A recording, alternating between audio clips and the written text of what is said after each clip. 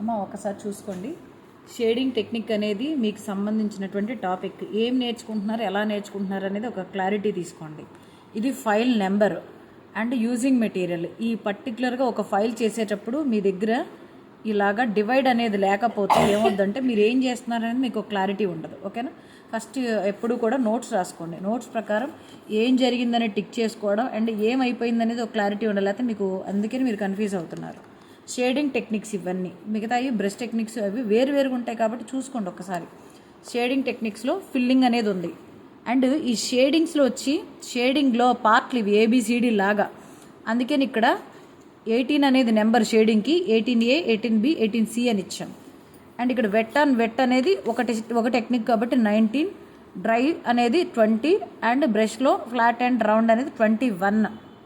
So ఇక్కడ cover అయ్యే subjects ఇదొకటి, ఈ 3 కలిపి ఒకటి, ఇది కలిపి ఓన్లీ 5 టాపిక్సే. కన్ఫ్యూజ్ అవ్వద్దు.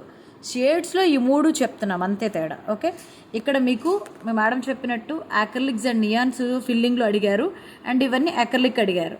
సో మీకు ఇంకా డిఫరెంట్గా చేయాలి అని అనిపిస్తే మీ ఇంట్రెస్ట్ని బట్టి ఎట్లా చేయాలి, మీకు ఇంకా చాలా కలర్స్ కూడా ఉన్నాయి కాబట్టి అవి కూడా యూజ్ చేయండి. యాక్రిలిక్ అంటే ఒక లూజ్ కలర్స్ అండ్ ఒక సన్ఫ్లవర్ కిట్లో ఉన్నాయే కానీ, నియాన్ కానీ అండ్ మనకి ప్యాస్టల్స్ కలర్స్ అన్నీ వస్తాయి. ఒక పర్ల్ మెటాలిక్ అండ్ స్పార్క్లింగ్ తప్పితే మిగతా అన్నీ యాక్రిలిక్ కిందే వస్తాయి. సో అందుకనే మీకు ఈ విషయం సబ్జెక్ట్ క్లారిటీ ఇస్తున్నాను. ఎక్కడన్నా మీకు నచ్చితే మిగతా కలర్స్ కూడా యూజ్ చేయండి, ఎందుకంటే ఆ కలర్స్ యూజ్ చేయలేదనే ఫీలింగ్ మీకు వద్దు. సో ఎక్కడైనా యూజ్ చేయండి. సో ఇక్కడ మనం ఇప్పుడు దీంట్లో ఇది ఇలా నోట్స్ చేసుకున్న తర్వాత ఫిల్లింగ్ అనేది ఫస్ట్ స్టార్ట్ చేస్తున్నాను. అండ్ మనకి నియాన్ కలర్స్ 4 ఉన్నాయి. సో ఈ నియాన్ కలర్స్లో నేనేం చేస్తున్నానంటే ఈ సబ్జెక్ట్ ఈ స్టూడెంట్ ఇది వేసుకుంది. సో ఇక్కడ నేనేం చేస్తానంటే ఈ 2 ఒకలాంటిది వేస్తాను, ఇది ఒకలాంటిది వేసి ఇదంతా ఒకటి వేస్తాను. సో మీకు దీంట్లో యాక్రిలిక్ కూడా దీంట్లోనే వేసుకోవాలంటే వేసుకోండి, లేదంటే ఎనీ డిజైన్ తీసుకోండి. ఫిల్లింగ్ మాత్రం చూసుకొని జాగ్రత్తగా వేసుకోండి. ఒకటి చూపిస్తాను. సో అంటే ఆల్రెడీ వచ్చిందే, బట్ అయితే ఒకటి చూపిస్తాను మీకు. దాని ప్రకారం మీరు కంటిన్యూ చేసుకోండి.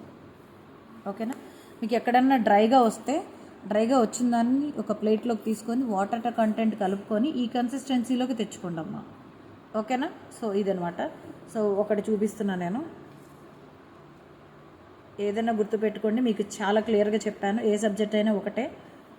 మీకు ట్రేస్ వేసిన తర్వాత పెన్సిల్ స్కెచ్ అనేది వేయడం వస్తే మీరు ఏ సబ్జెక్ట్ అయినా ఈజీగా చేయగలుగుతారు. సో మీకు అవుట్లైన్ చేసుకోండి అండ్ ఈ కలర్ని జాగ్రత్తగా ఫిల్ చేసుకోండి.